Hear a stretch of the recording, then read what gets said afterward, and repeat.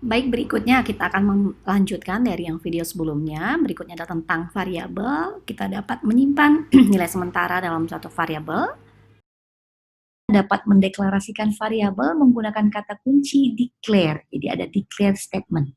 Jadi contoh di sini, declare variable name, namun harus diawali dengan simbol add di sini ya. Nah, kemudian contoh, di sini kita mendeklarasikan dua variabel, lalu artinya kita menggunakan kata declare at charge, kita berikan tipenya integer. Declare at my var karakter 20. Oke, kalau kita mau men-set nilainya, mengesain nilainya, maka kita menggunakan kata kunci set gitu ya.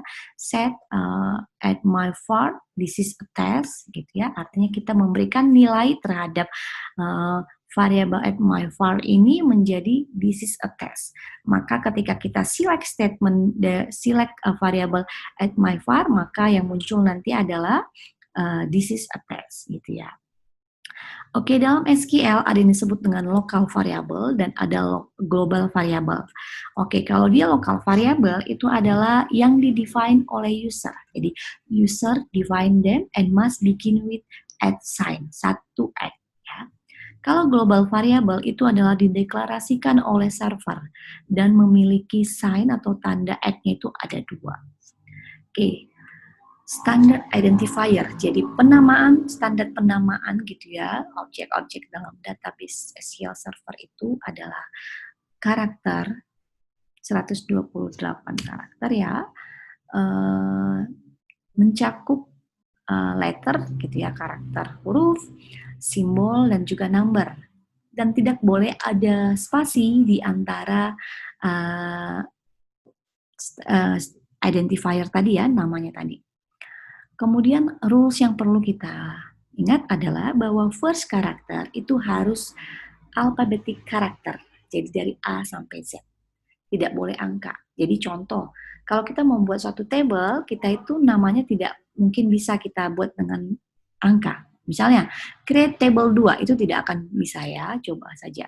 Nah, atau create database 3 itu tidak akan bisa. Nah, itu akan selalu kita beri dengan diawali dengan alphabetic karakter dulu, jadi A sampai Z.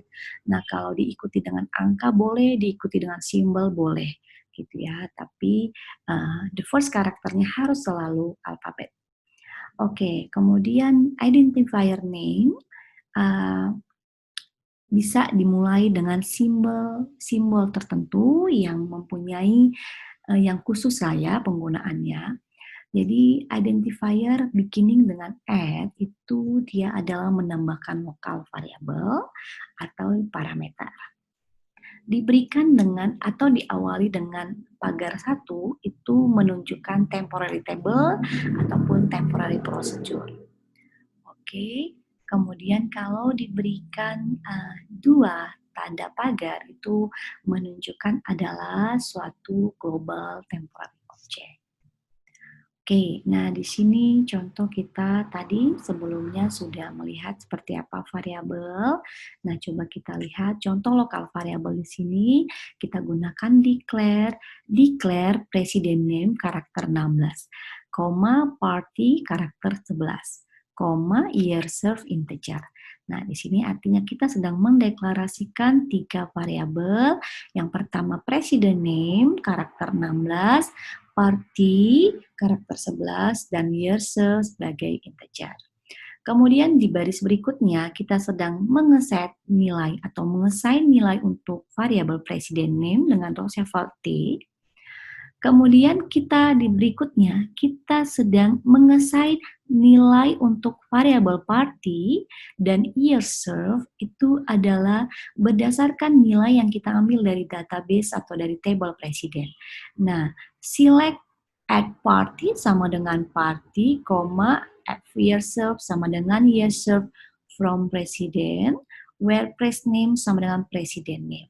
Artinya kita set nilai dari variabel party adalah sesuai dengan nilai pada kolom party dan year serve sesuai dengan nilai pada kolom year serve dari table presiden, where president name-nya adalah Roosevelt T. Nah, kalau kita print di sini, kita lihat print. Nah, kita akan menggabungkan print presiden, string presiden digabung dengan presiden name, digabung dengan string from, digabung dengan party, digabung dengan string party server, digabung dengan nilai dari year serve-nya, digabung dengan string years. Jadi kalau kita lihat, maka yang akan dihasilkan di sini adalah Presiden Roosevelt J from Republican Party ya serve for 7 years. Ya, jadi presiden name-nya, kemudian angka nama partinya dan angka 7-nya itu adalah diambil dari nilai variabel. Nah, kemudian kalau kita lihat di sini yang perlu kita perhatikan ada R trim, itu artinya adalah right trim, berarti adalah menghapus spasi. Jika ada spasi maka akan dihapus spasinya paling ujung kanan ya, dari sebelah kanan dari nilai ini. From party, nah di sini ketika kita gabungkan cash year serve, nah artinya adalah nilai year serve kalau kita lihat di sini adalah integer, ya integer. Namun karena kita mau gabungkan dengan kita mau olah gitu ya, gabungkan dengan beberapa string, maka artinya year serve ini perlu kita casting dulu menjadi varchar. Nah itu kita pakai cast di sini ya, cast artinya kita mengubah tipenya tadi menjadi varchar. Kenapa? Kalau kita tanpa mengubah, jadi string, digabung dengan string, digabung dengan string, dan digabung dengan tipe integer, itu akan error. Nah, artinya kita perlu cast dulu, year serve itu menjadi varchar 5 ya, sehingga dia akan dikenali sebagai string juga. Sehingga ketika digabungkan, dia tidak akan error. Oke, global variable. Kalau sebelumnya adalah lokal variable, kita lihat global variable diawali dengan tanda @2 ya. Nah, contoh adalah @version, @server name, SPID, proc ID, error, row count, connection, dan lain-lain. Kalian boleh coba jalankan select @version, akan menunjukkan versi dari SQL Server kalian. Kemudian kalian bisa coba select server name, itu akan menampilkan dari nama server kalian, server database kalian, dan seterusnya gitu ya. Oke, nah kemudian cast dan convert. Ini adalah satu fungsi yang bisa kita gunakan dalam SQL Server yang sangat penting untuk kita ketahui. Kegunaannya sama, kegunaannya tujuannya sama, tapi cara penggunaannya berbeda. Oke, jadi kalau kita menggunakan cast, convert itu artinya kita mau mengubah gitu ya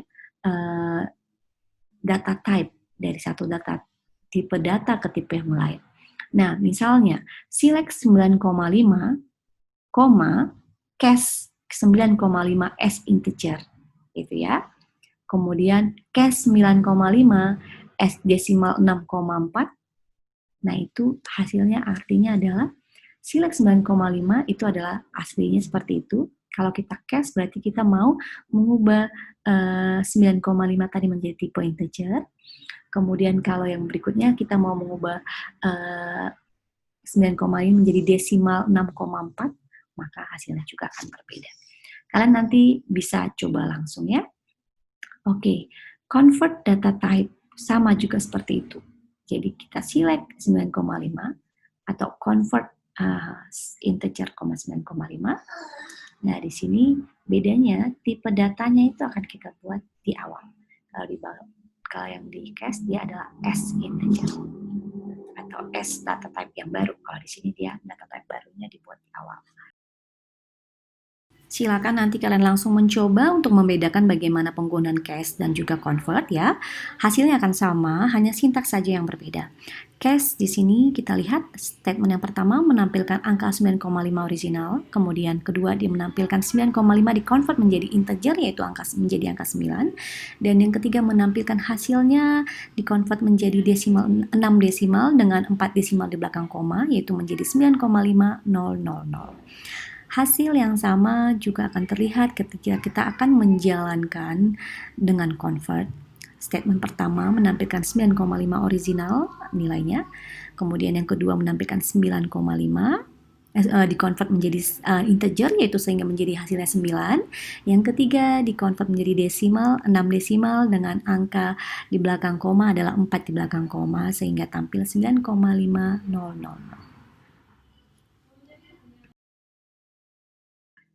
Oke. Printing message di sini, print statement itu menampilkan user defined message atau konten dari variabel dalam screen. Kalian nanti bisa coba bedakan kalau dia dengan select seperti apa, dengan seperti apa. Kita lihat perbedaannya ketika kalian nanti coba langsung membedakan bagaimana perbedaan select dan print.